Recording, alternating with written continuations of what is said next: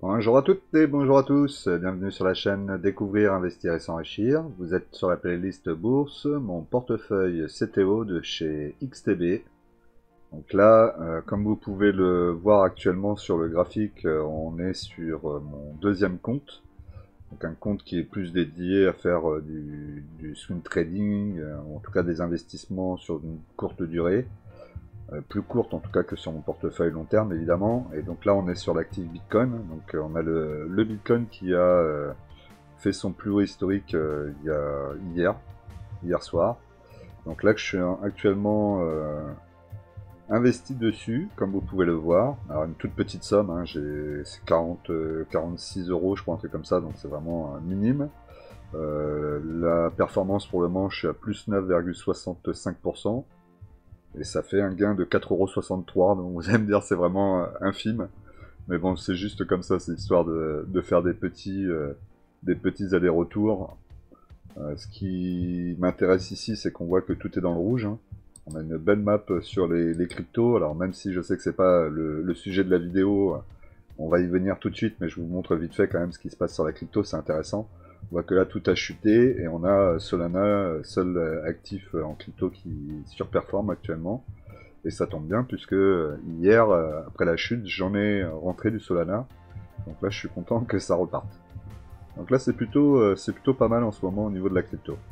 Bon, alors ceci étant, l'objectif c'était d'aller voir mon portefeuille CTO avec mes actions américaines et suisses. Donc c'est ce qu'on va faire tout de suite. L'investissement en bourse peut provoquer une perte partielle ou totale de votre capital. Vous ne devez en aucun cas copier ou reproduire les prises de position. Je ne suis pas un conseiller financier, mais un particulier qui investit en bourse à titre personnel. Donc là on se retrouve sur le deuxième portefeuille. Donc ce qui est bien, hein, je vous le répète souvent, mais vraiment c'est un bel avantage au niveau de XTB, hein, c'est qu'on a la possibilité d'avoir 4 portefeuilles. Vous pouvez créer jusqu'à 4 portefeuilles avec des devises différentes, des actifs différents. Ça c'est vraiment très sympa. Alors au niveau des actions que je regarde, donc là on revient dans mes favoris. Donc là évidemment les marchés sont fermés, on n'a que la crypto qui est ouverte. Alors, on peut voir déjà que le portefeuille affiche 2724,62€. Fonds libre 275,25€. 75 euros. Alors, non, là c'est en dollars. Ça s'exprime en dollars. Donc ça doit être 275,25 dollars. J'ai un doute. Non, alors je pense que le compte. Oui, c'est ça. Parce que là on est en euros. Donc le compte est en euros, pardon. Les fonds libres sont en euros aussi, et lorsque vous achetez vos actions, c'est directement la plateforme XTB qui vous fait la conversion en euros-dollars pour acheter les actions, et vous les achetez vous en dollars. D'ailleurs dans mon portefeuille, elles apparaissent avec la valeur en dollars. C'est pour ça que c'est des fois un petit peu... faut pas se perdre. Au niveau des gains, donc 76,71€ pour le moment au niveau des gains. On a eu une petite baisse, hein. Regardez ça. Au niveau des actions, donc on a Realty avec 10 actions, un PRU à 52,39, prix du marché 54,62, donc plus-value latente de 8,49%. Au niveau d'Alphabet, on a deux actions. Le prix de l'action 237,96$. Je crois que j'ai dit euros là tout à l'heure, mais non, c'est dollars. Il faut se le mettre dans la tête, à chaque fois je fais l'erreur. Au niveau du cours actuel, on est à 195,97$. Donc on a fait une belle plus-value, hein, 47,75% de plus-value latente. Hein. Pour le moment, elle n'est pas prise. Si je devais la prendre, ça représenterait 122,66$. Bon, pour le moment, j'ai pas forcément l'objectif de fermer la ligne sur Alphabet, bien au contraire. Nike, deux actions, un PRU à 89,92. Le cours actuel est à 70,85. Je suis quand même pas mal, hein. J'ai beau renforcer, à chaque fois ça chute, ça chute. D'ailleurs, si vous regardez ici, vous voyez tous les achats que j'ai fait. Donc j'ai commencé à 104, 100, 90, 75. Et là, j'en ai repris un petit à 77. Et malgré ça, ça continue de baisser. Donc on va peut-être continuer à faire la ligne. Hein. Ce sera peut-être la plus grosse ligne du portefeuille. Je vais accepter d'avoir de la perte dessus. Mais je pense que là, on est sur des prix plus que intéressants sur Nike.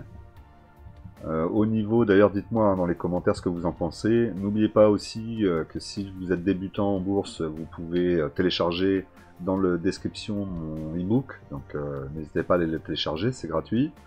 Et dites-moi dans les commentaires d'ailleurs si vous pensez que Nike est intéressante à acheter aujourd'hui, ou est-ce que vous avez l'impression que la société va disparaître. Dites-moi un petit peu votre ressenti sur ce dossier qui est en grosse perte depuis un petit moment. Là, il faut quand même se l'accorder. Nestlé, on n'est pas beaucoup mieux sur Nestlé non plus. Hein. J'ai 3 actions actuellement, 88,83 $. Ça s'exprime en dollars ou ça s'exprime... Non, ça s'exprime pas en dollars, c'est du franc suisse. Je cherchais le mot, excusez-moi. Donc là, c'est 88,83 francs suisses.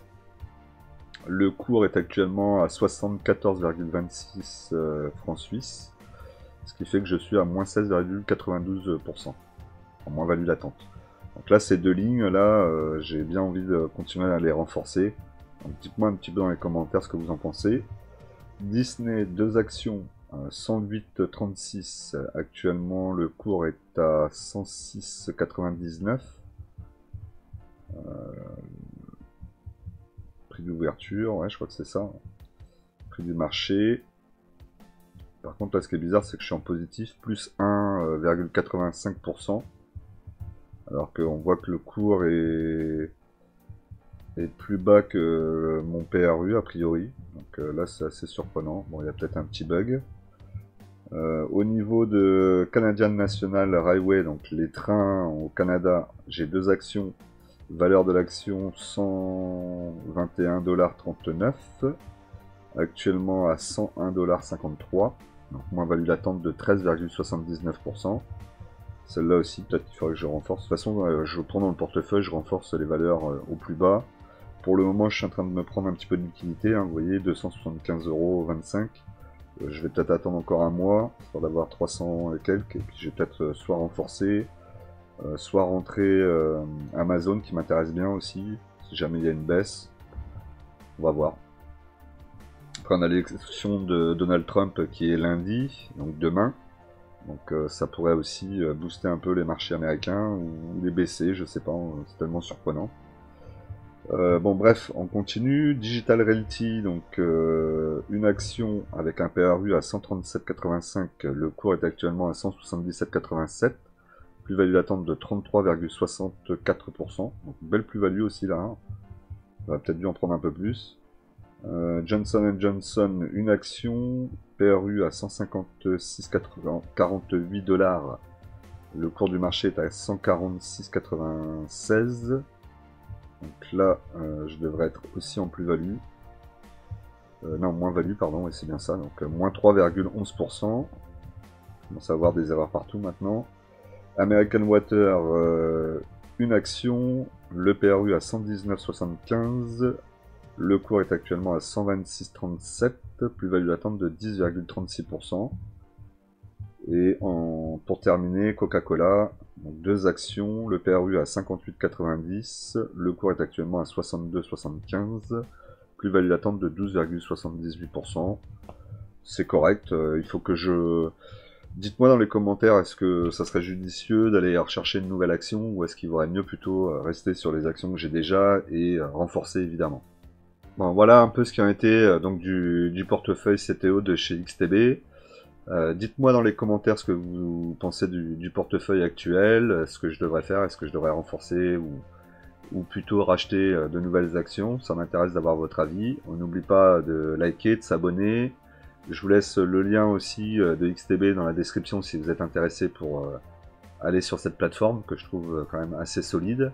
Ça c'est important.